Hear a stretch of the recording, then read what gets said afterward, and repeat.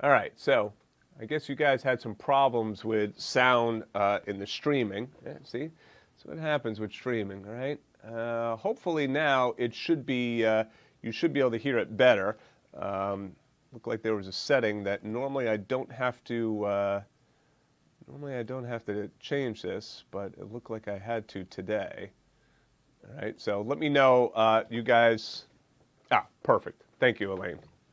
And if you guys have questions, go ahead and write in. All right, so who has another question? Go ahead, Gil. Hey, I have a question about like when you're writing skills. I know your software doesn't uh, specify like with sharps and flats. I noticed that the Dorian Bebop scale goes up. You're sharp in the third, and then coming down, it flats lowers the fourth. Mm-hmm. What is the true definition of that scale? Would it be sharping, raising the third? Yeah, that's the way I would look at it. So D, E, F, F sharp, G, right? I would think of it that way. Because you can see that it's really kind of coming off of that G major, right? So, okay, so you can see that G major scale kind of baked right in there, right? So I would think of that as F sharp versus G flat. But now, if I'm if I'm analyzing music, like if I'm like a lot of times I'll just take a score, just for the heck of it, and I'll listen to the song.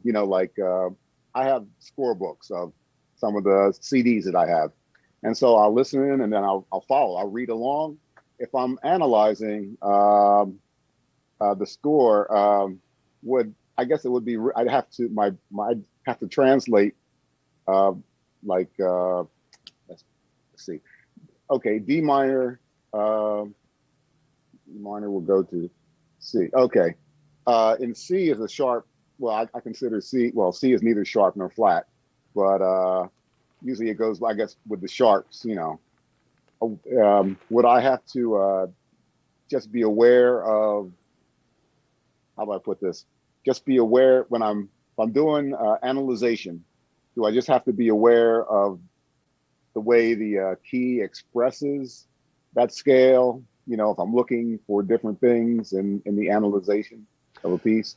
Yeah, well, so when we're talking about analysis, it's there's basically two types of analysis. There's chord analysis, right, and then like melodic analysis. So if you were going to analyze a solo or analyze a scale, that then there's that scale tone, scale analysis, melodic analysis, where most of our analysis is going to be on progressions, right? A lot of times we're analyzing that.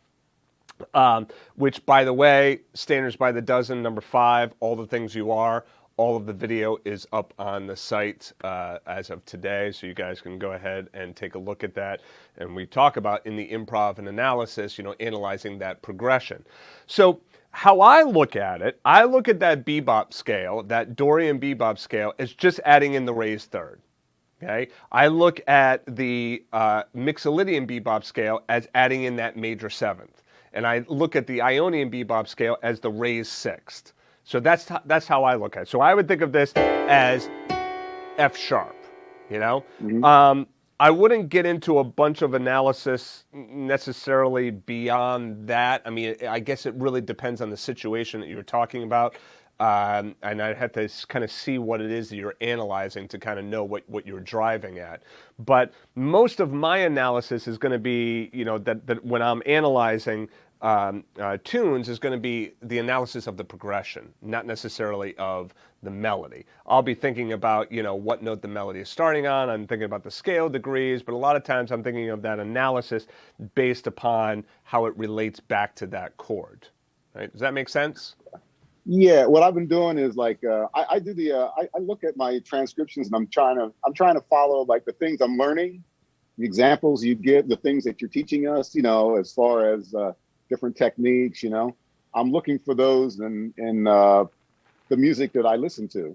So that's where the transcriptions come in handy, because I can Actually, I have one of those slowdown programs, the slowdown and program in what do you call it? In the Mac one. I forget what it's called now. Transcribe? No, it's another program. I'll think of the name VLC? of it. It's pretty good. I've been using it for years. I just can't think of the name Okay. offhand. But it slows down the music and while keeping it in pitch, so I can follow along. And what I'm doing is, as I learn things, I look to see how they use it Mm. in real time, and that's why I was asking about that. Yeah. So again, like if you see that, okay, so if you see like, okay, on a minor chord, let's say it's on a G minor chord, right? Mhm.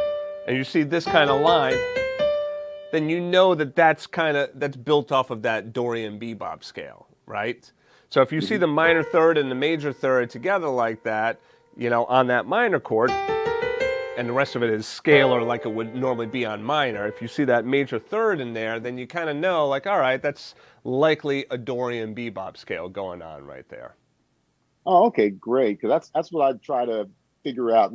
As we're learning like standards by the dozens, and you're giving us the licks. I'm trying to see. I'm looking for those Yeah. in the transcriptions while I'm listening, and which helps. I get to see how somebody like uses it real time. Yeah, and remember too that the Dorian Bebop scale, the Bebop scales in general, are very stylistic. Okay, it's a definite it's a bebop style, right? And you're not necessarily going to hear every jazz pianist is going to be throwing in bebop scales. And it might very well be that you see a G7 and they're like, the player does something like that. And you might say, okay, well, wait a second, that's that Mixolydian bebop scale, but then they do something like that, and it's like, well, it's really just a chromatic scale, right? So there's nothing Hmm. to say that you can't simply play.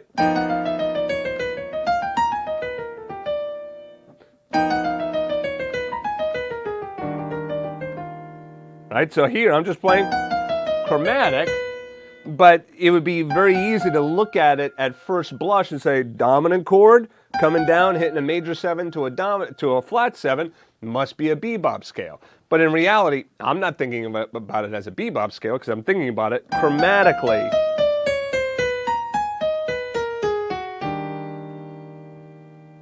Okay, so the melodic analysis, it's very easy for melodic analysis, transcription analysis, for a melodic idea to kind of go in many different directions, right? And what I mean by that is, well, what chord is that? And you're going to say it's E minor. I'm going to say, well, no, it's not E minor. It's really C major 7 because I'm thinking about putting a C underneath there. And then I say, well, what chord is that? And you say, okay, it's C major 7 because you just told me that. And I say, oh no, really, it's like an A, right? I'm thinking of like an A minor here, right? And that without the third in there, right? So the point is that this right here, these three notes can function many different ways depending on what concept I have at the time, right? So when you're taking a look at transcriptions of solos, it's hard to necessarily always know, a specific section. Were they thinking bebop scale there? Were they thinking chromaticism? Were they thinking approaches, and neighbor tones and stuff like that? But that at least gives you some ideas to kind of think about and, some different ways of approaching that type of analysis. Yeah, I noticed that different artists, they get their they get their signature sound by they do a lot of times they do like the same type of lick. Gives them a signature sound, and you look for that when you hear them. Yeah, and then the other thing to really clue into is rhythmically as well. What do they do rhythmically? Because you'll find like you'll get certain rhythmic patterns, and then those certain rhythmic patterns will kind of carry over into several different melodic ideas or licks, and then We have as jazz musicians our bag of tricks, right? Which is basically everything that we've learned over the years: rhythms, chords, voicings, ba ba ba ba ba ba. Right? That's our bag of tricks. Now, certain artists, like you take like a Brad Meldau or a Keith Jarrett or a Chick Corea or a Bud Powell, those types of artists, especially these modern artists, their bag of tricks is just so big. So when you're listening, I find when I'm listening to artists like that, I try and really kind of clue into certain things that they're doing, and I'm looking for broad brushstrokes. Like one thing you'll notice in Keith Jarrett's music is that he's very chromatic. There's a lot of chromaticism in what it is that he does. Whereas like another player like Dave Kukowski, there's a lot of pentatonics in there. He utilizes a lot of that pentatonic sound. Bud Powell would be more like bebop kind of stuff. Monk, much more angular sounds, whole tone scales. Rhythmically it was, so each signature sound, I find it helpful to look for those broad brushstrokes rather than trying to think, well, what exactly are they playing? Because the reality is, even if you know exactly what it is that they're playing, it's not necessarily that that's what you're going to want to play as well, right? Just playing the same notes as another player is not going to necessarily make you sound like that player. I find that it's better to take that concept, and then I take that broad concept, and then I try practicing that broad concept and try to bring that into my playing. So like if I'm thinking of Keith Jarrett, I'll go through some progressions and then think, a lot of chromaticism. Can I just throw in that chromatic scale all over the place and then try and hit my target notes that I'm trying to get to while filling in with all of that chromaticism, The other thing too that I'm personally really cluing into is listening to the way that the note is attacked. And again, I love listening to Keith Jarrett, Brad Meldau. Those are my two guys who I go to a lot. But even like Esborn's Fenton, I was saying I was picking up his stuff again and taking a listen to that, and you'll notice how, and I was listening to Chick a couple of months ago, right, in preparation for that Chick gig. And it's really interesting to hear the attack of the note, and you listen to just something like that, and it's amazing how those types of, analysis and diving into that and listening for that can actually change your playing a lot as well, without ever transcribing a note. What you're doing is you're transcribing a concept, not the notes. Does that make sense, Gail? Oh yeah. I understand what you're talking about because I listened to when I was on my way to my gig, I had a steady gig like 6 days a week. I had to travel like an hour, and I listened to almost nothing but Ahmad Jamal the whole time. The old album, the Road Tour, I just listened to it over and over and over again. Yeah. And I learned a lot from that. And Monty Alexander's another one of my favorites. Yeah, so I listened to them. So, yeah. And then I had one more is Errol Garner for when I was working. So I understand what you're talking about because it kind of sinks in. But that's what I just wanted to ask you, about that. Yeah. All right, cool. Bruce, do you have a question about all the things you are? A quick one. Continuing on, by the way, I listened to Keith Jarrett's version of All the Things You Are. He plays more notes in the first two measures than the 32 measures on the lead sheet. Yeah. Anyways, the question I have, I started working on it, and I worked out the fingering on the bass line for the A section. And then I said, well, continuing on our discussion from yesterday, would it be appropriate to play the B section in a bossa nova, then go back to swing? Sure. Yeah. I mean, okay. What you want to, well, look, what you can practice, like if you really want to kind of challenge yourself, is that you could practice going from. Well, here, let me pull up just the. Well, that's right. I didn't think of it. How I probably couldn't do that with iReal Pro. No, with iReal Pro, you're probably not going to be able to do that. But you could do that. All right, so here's the changes to All the Things You Are. So you could do.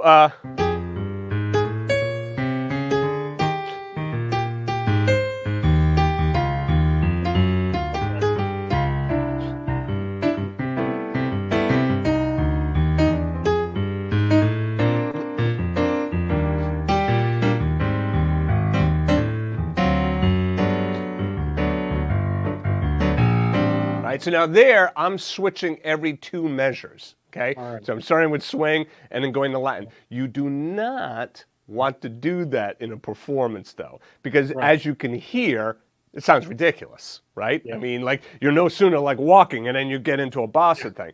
But my point that I'm making is that you could practice and move like into different styles anywhere that you want. Now, obviously, moving every 2 measures, that's pretty challenging to be able to like go from a swing bass line into a bossa nova thing. All right, so now let's talk performance.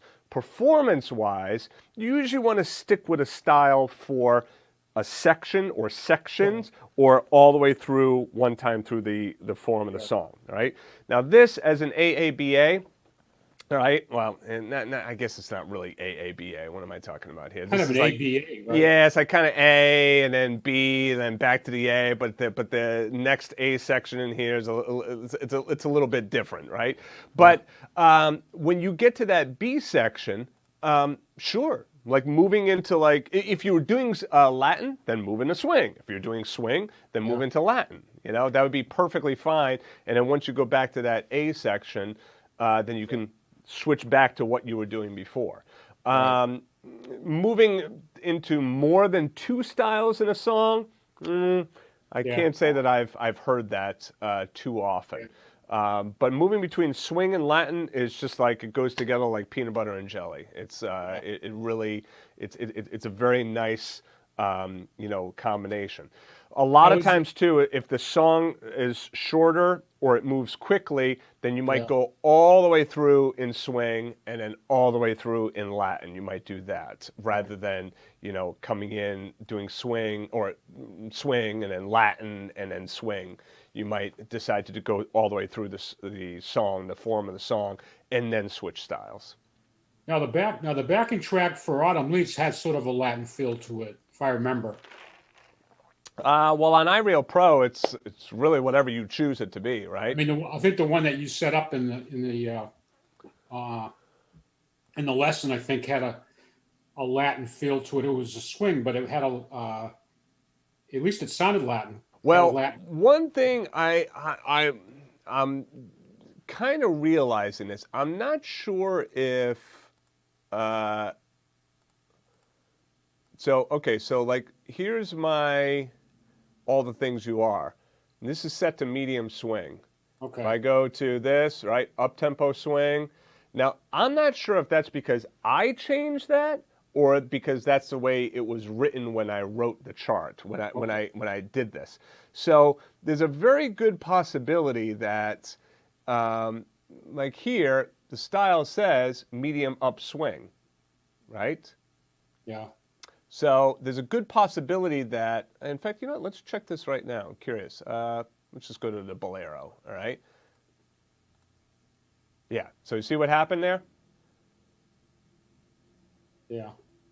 So even though it's set to medium swing, since I changed this, it now stays there. Like, let's do doo-doo cats, whatever that is. And then it comes back to this. All right, now I'm kind of curious what this doo-doo cats is.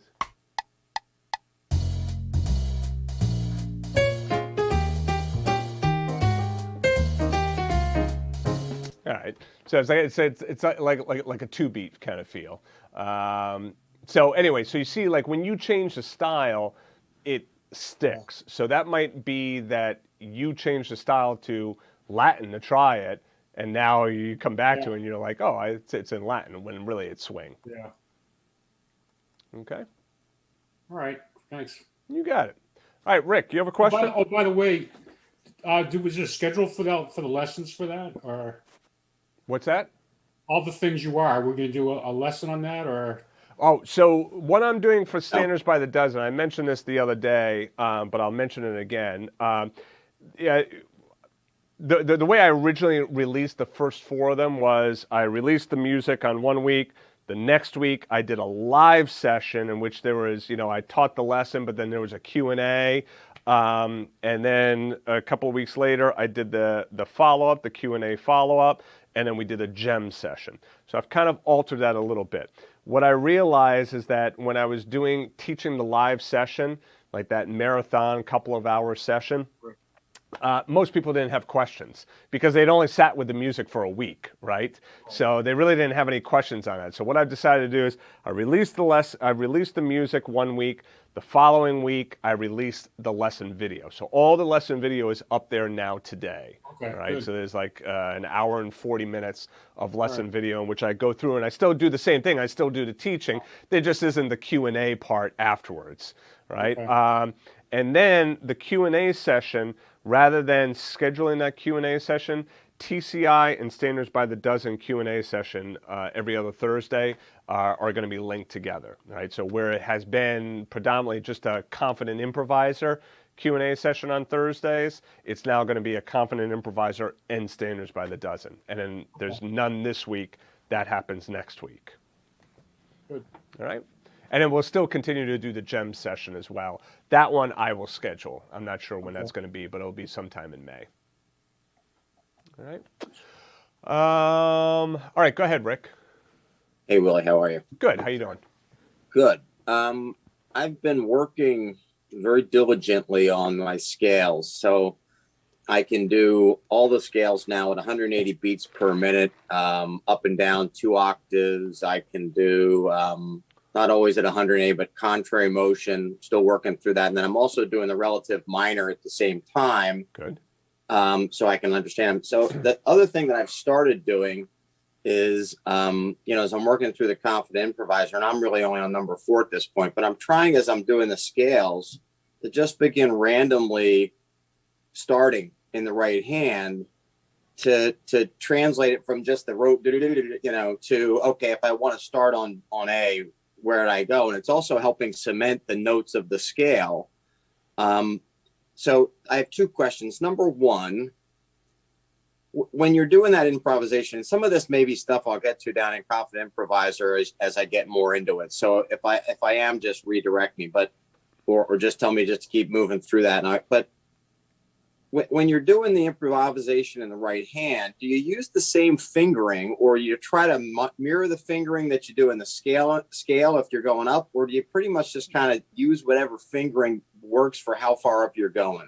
Okay. All right. That's your first question. So the second one is, I'm starting to try to, like, if I'm on the, the D flat, D flat scale, I'm trying to do, a D flat chord in the left, but I'm just kind of hitting it. And, I'm not going to work a bass line in at this point. It's too complicated, but I'm trying to I'm doing a little bit of leading in notes and stuff. Is there anything else that's simple that I can begin to do in the left hand to help make this an exercise, knowing that I'm going to be getting to some of this down the road? Those are the 2 questions. Yes, and great questions. All right, so let's take the first one.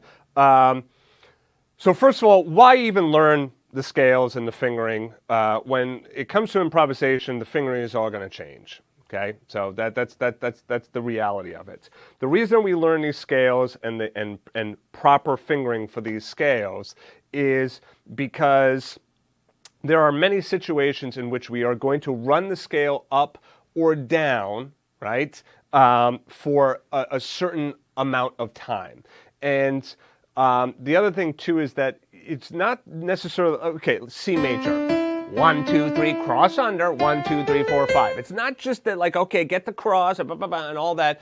It's that you're starting to understand the pianistic technique and pianistic form, all right? So I've thought about this a lot over the years.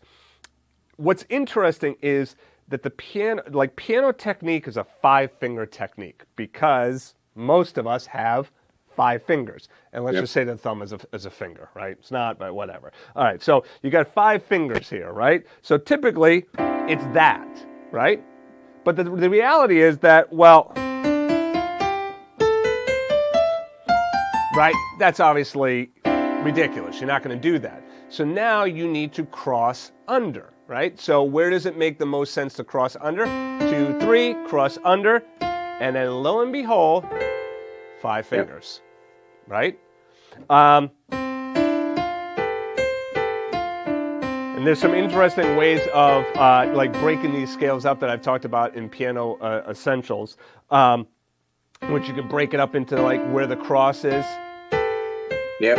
Right? So So that's why you learn the scales. That's why you learn the scale finger. Or I should say, scratch. That's why you learn the scales. That's why you learn the scale fingering. Yeah. Obviously, the reason you learn the scales is because, I mean, Jesus, like, you know, like so much of music is based off of these scales. So theory-wise, that's why you do that. All right. So anyway, that was the lead into the answering your question. And your question is that, okay, if I'm improvising, and let's just take something simple, and then, by the way, this is what I'm going to talk about in a second with you, is like some different ideas you could do down there. But let's just say I take a simple bass line down here, and I'm going to improvise using that C major scale, and I want to loosen it up a little bit.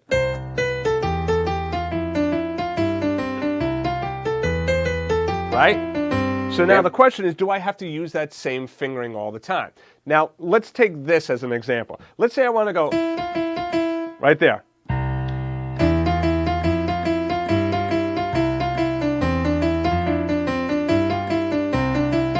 Right? I mean, obviously that's like moving back and forth between the thumb underneath and the middle finger over is just like, you know, that would be ridiculous to try and do that and then make it flow. So when we improvise, all fingering bets are kind of off, meaning that I could go.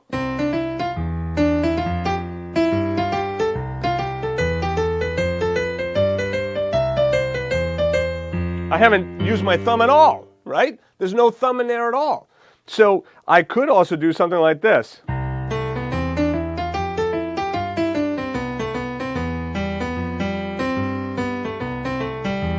All right, so here my thumb now is on G. I don't hit the thumb on the C at all. So the fingering, even though we learn this stock fingering for the major scale, we're using that and learning that just so that we get better at understanding that pianistic form. When it comes to improvisation, like really it's any fingering. Now, you want to kind of think about where are you heading, right? And this is where, as you improvise more and start to, you know, listen and have an ear for what it is that you want to say at the instrument. Well, now if I know.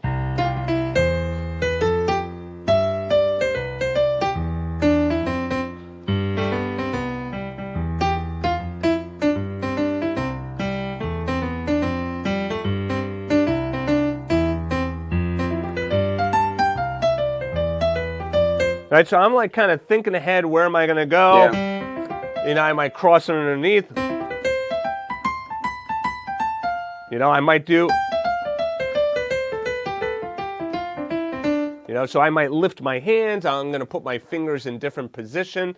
And that's where doing exactly what you said that you're working on, that's going to help with that. You know, that have an accompaniment down there and then just freely do some improvisation. Now, to your second question. First of all, does that answer your first question? Yeah, it does. And that's really helpful. I mean, that's kind of intuitive what I was thinking. And C isn't necessarily the best example because it's just all on the white. So like if you were in D flat, you know, where you've got, you know, you're working off some of the flat notes. Does the same thing apply? You just pretty much kind of figure out what works, because there, you know, that's when with those scales, where you're crossing over and which finger's ready, particularly when you're doing the scales, matters. Right. So a D flat is typically 2, 3, 1. But now I could start, nothing says I can't start on pinky.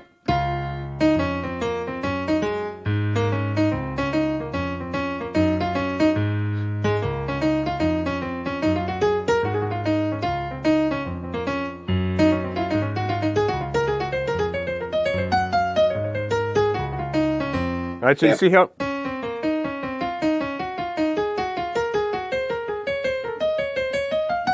All right, so I mean, I'm not going to be able to do, let's see. Oh man, like I literally can't even do it. Yeah, that was like, you just can't do it. So you have to change the fingering around in order to be able to do, you know, things like that.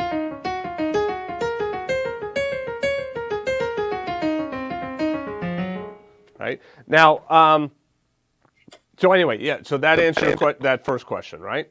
Yep, perfect. Okay, so now the second question, what can you do? The bass line, sure, start with that simple bass line, all right?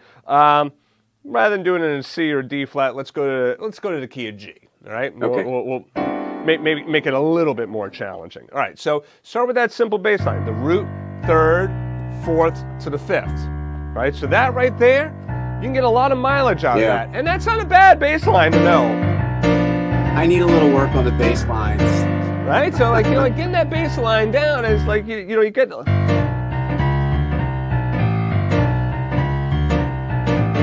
Right? So you can get some nice mileage out of that bass line and some variations. So here...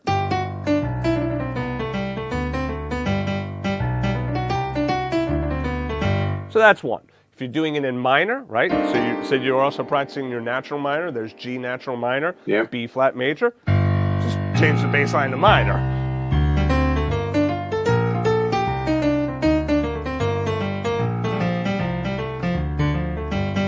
All right, so here the bass line is in minor, those notes, or bass line is in major. I would start with those right there. Pretty simple. Shouldn't be too difficult, but if you've never done it before, this is where sometimes like more advanced players are like, it's easy. Okay, go ahead and do it and improvise over it. And then it's like, right? And it's like, so unless you can just like, and unless you can get right into it, it's a good idea to practice it because you never know when even a simple bass line like that can come in handy. All right, so that's one idea. The other one is the root 5 root.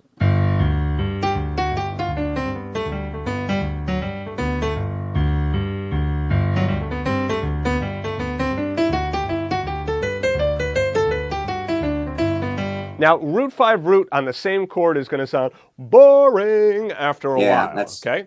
So what you can do is move between two chords, G major, C major.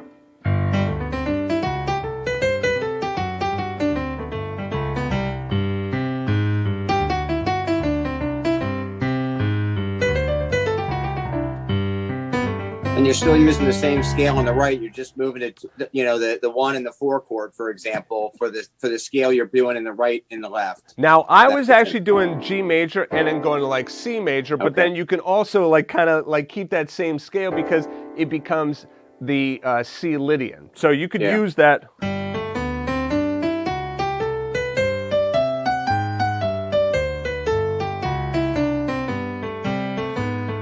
That would be fine. Right, because the Lydian works over the 4 chord, and it's kind of a hip sound to kind of start working on. You could also do your chord shells or your 7th chords as well. The other nice thing to practice is that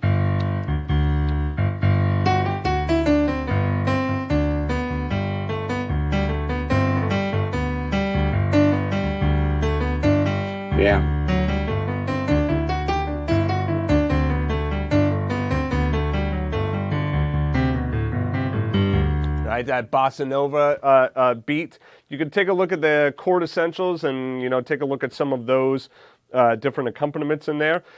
You could also do like the Alberti bass.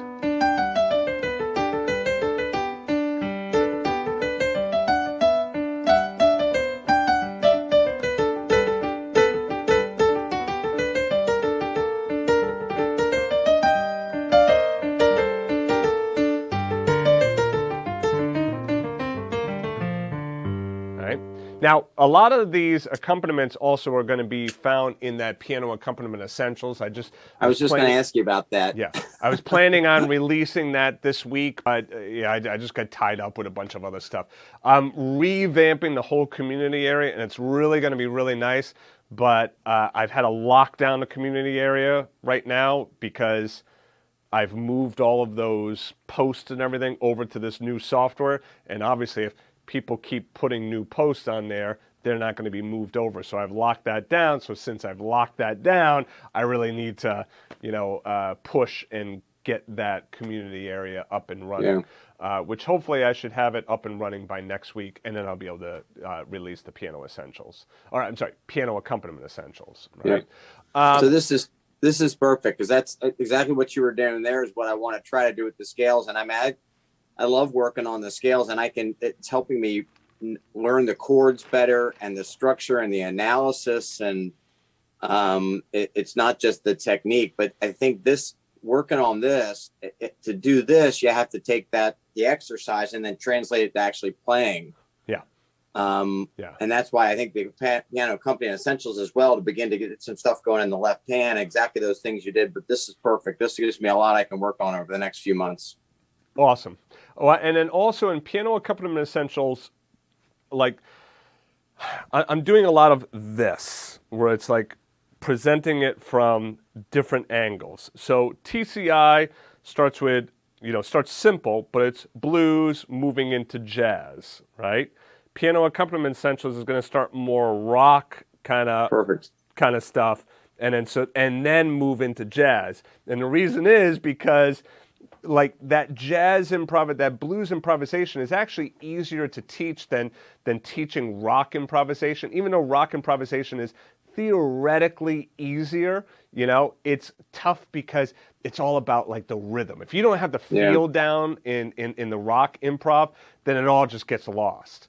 Whereas that swing feel is relatively easy for most students to be able to get it. And then even with a couple of notes, as you could see in TCI exercise 1, doesn't take a lot. Whereas if you just do 3 notes in a rock improvisation, it's going to probably sound a little bit thin. So it's a little bit easier in the blues and jazz vein to be able to kind of get into that improvisation. But when it comes to accompaniments, it's the opposite, right? Yeah, Blues exactly. and jazz are like, we're not going to be getting into rootless chords and stuff like that, because that's like, whoa, that's pretty intense. So in the accompaniment essentials, we're going to be talking about left hand, right hand working together, and we'll start more in that rock, pop, folky. Like I personally hate labels and styles, but it's going to be like a rock kind of vibe to it. And I think starting with some of that stuff in the left, particularly the things I was just talking about doing, is good. And then the other thing I'm finding is some of those simple movements in the rock stuff helps with the inner voicing, as I'm trying to add a little bit of depth in the middle without, so I think that's going to be great. This is perfect. Thanks. Appreciate it. You betcha. Thanks for asking. All right. So, anyone else? Anyone on YouTube or Facebook or anyone else live here have any other questions? Gil, go ahead. So I couldn't remember the name of that program that I use to slow down. Yeah. I've been using. It's called AnyTune Pro. I've been using that for like a long time. All right. It doesn't write it out like Transcribe does. I have Transcribe on PC, but it does what it does really well. All right. I'm curious. So, what do you call it? AnyTune? AnyTune. Yeah, I got the Pro version, and you can. I think it's a free version, and then you can upgrade to the Pro. Yeah. For any of you guys who are interested in that, it's anytune.us. And here, I'll just throw that into the chat area. Yeah, it's in the App Store too. Oh, okay, excellent. Hey, Willie, just a quick question before you go. Yep. After you're done talking to Gil. Go ahead, Rick. I'm done. For the community, and I don't know if this is possible, but one of the things that I think would be great, there's so much great content and teaching you do within these sessions. It'd be great if there was a way to index that. So, if someone asked a question like, transcription software, slowdown software, there was an index and you could search it and it would go, boom, here was a question Gil asked on the 5th of May. I'm trying to keep little notes as I'm doing this myself so I can refer back to stuff. But anyway, just a suggestion. I don't know if that's possible or that might be more work than it's worth, but. It is, I'm thinking of, there might be one other way in which I could do this, but yeah, I mean, it's obviously challenging because there's a lot of information that I'll give in these sessions, and then they're just kind of like thrown into the community area as a video, but you can't search the video, right? And then when you get into the community area, it literally just says, office hours, May 12th, 2021. So it's not much that you can search off of. That's a great point, and I will definitely look into that. Now, one thing I can do is I have software that can like pull out and transcribe my voice into text that then I could put into the post. The problem with that is, bleh, right? Like I don't want this whole big thing. But the benefit of that would be that you would then be able to search it, right? So you'd be able to like, search for that. What I need to I really wonder whether find there's is a way like to tags. break it into chunks. You could almost like, here were three things that where there was a good discussion that boom, if someone asked this question, boom, and then you just take that piece of video out as a separate piece. I don't know, but yeah, the problem with all of that is that gets into a lot of editing, right? Yeah. And then that means that now I'm going to have to, have 3 or 4 different videos and then descriptions of what that is. And then it's not that I mind doing that, but as I do that, there's only so much time. So as I do that, then I can't do that, and the other thing might be a little bit more pressing, like being able to do piano accompaniment essentials and stuff like that. So maybe it's even just an index of here's 5 things, and then you just create an index that would link here on this date, this topic, Yeah, well, it's just so much great stuff in there that I worry that goes into the community, and there's already so much other stuff but some of these good quick answers or exercises, it'd just be nice to capture them. But yeah, I think one good way of doing it would be some kind of tagging system, so that then if we're talking about tritones. And what I'm thinking tagging is like you guys being able to tag it. So like then Rick, if you're watching a video, you can just be like, oh, okay, tritones, and then add a tag to crowdsourcing the tagging. Bingo. Exactly. Right. So, and then that way, and I have done that actually in the past, and it has worked quite well.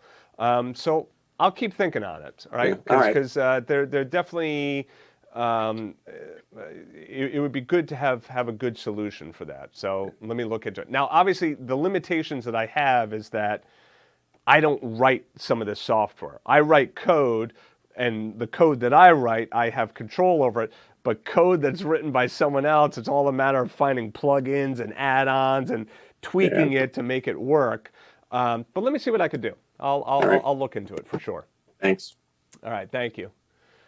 There you go, Virgil. I'm gonna, I'll let her know that. In fact, you know what? I'll let her know that Virgil said put Jamie to work doing it. So I'll let her know that you recommended that, Virgil. All right. So any other last question before I let you guys go? Okay, let's see here. Anna had a question here. Can you demonstrate a simple rock piano chord progression? Yeah. So.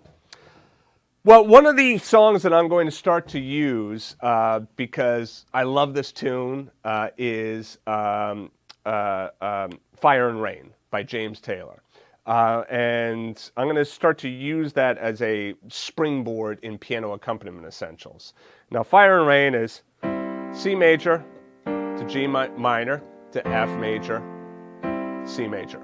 Right? So that's the first part of the song.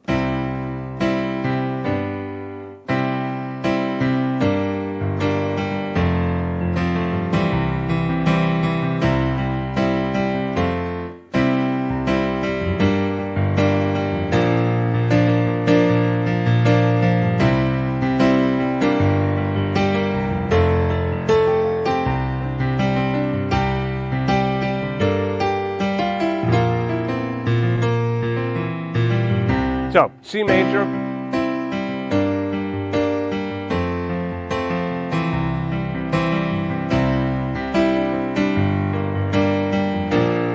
right, so C, G minor, F major to C major, C, G minor, B flat. Now, one of my pet peeves that kind of bothers me as an educator is the oversimplification of learning music. There's a lot of, we've all seen it. There's a lot of like get rich quick at the piano schemes, right? So in 25 seconds, you're going to learn how to play piano, right? You're going to learn, 1,000 songs, in 5 days. The reality is that, sure, you can learn 1,000, 500, 200 progressions, but that's not what makes the song. What makes the song is what is the rhythm and the patterns that are going into that. So if I just simply play...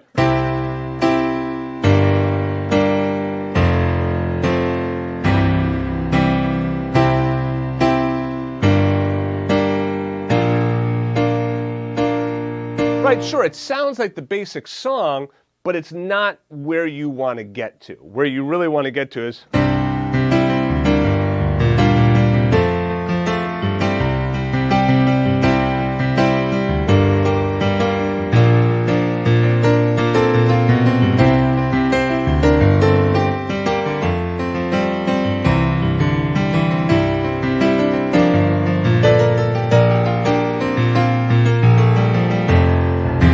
And then to get there, it's a matter of learning, well, how does that left hand and right hand work together?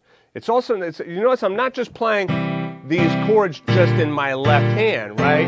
I'm working together between the left hand and the right hand. And that's what Accompaniment Essentials is going to be all about. Piano Accompaniment Essentials is showing you, well, how do you work that left hand with the right hand to get that big sound, right?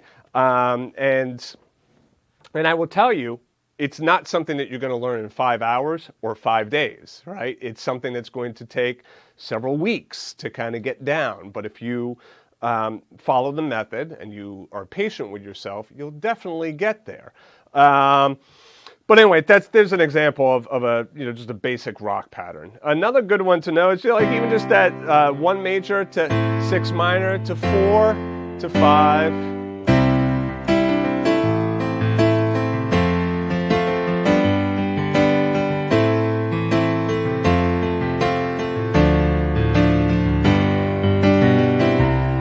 And I'll go through some of these progressions with you as well in the Piano Accompaniment Essentials. So you'll be able to see me demonstrate it. You'll see the music, have the play along tracks, all of that good stuff.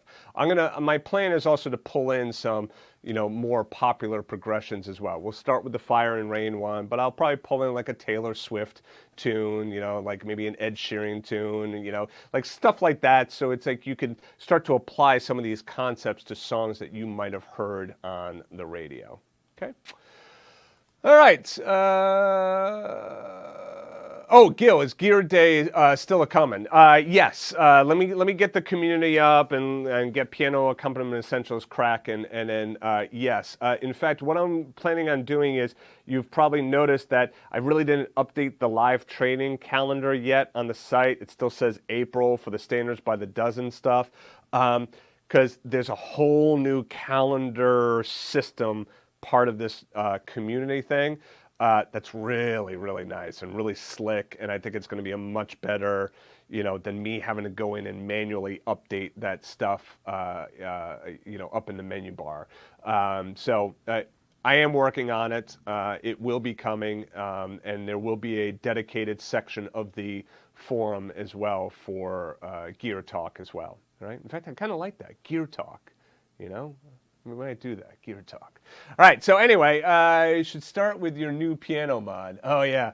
So, still working on it. In fact, he was calling me while I'm in the middle of the session with you guys. So he has to come back and still do work on it. But I will kind of hip you guys to everything that's going on with that. It's going to be really cool. I have a Boston grand piano, and it's getting midified so that then I'll be able to do things like trigger that virtual keyboard up above. And it will be kind of cool to be able to do like some master classes, have the trio here. Imagine you can see me playing along with the trio, but then have, that virtual keyboard that you'll be able to see all the notes that I'm playing while I'm actually playing with the band. So a lot of cool stuff, coming down the pike. All right. So anyway, time to go get the kiddos at school. So anyway, thanks everybody for joining me. I will, at this point, we don't have anything else live this week. So I will see you guys next week. Have yourself a great rest of your week and weekend. Practice, soak up some sun, get some relaxation. TCI 25 is going to get released on Friday. And like I said, Standards by the Dozen, number 5, All the Things You Are is out on the site right now. So go ahead, take a look at those videos. And also make sure that you download the sheet music again, because there are a couple of changes in the sheet music. All right, so that's it. Thanks, guys. Have a good one.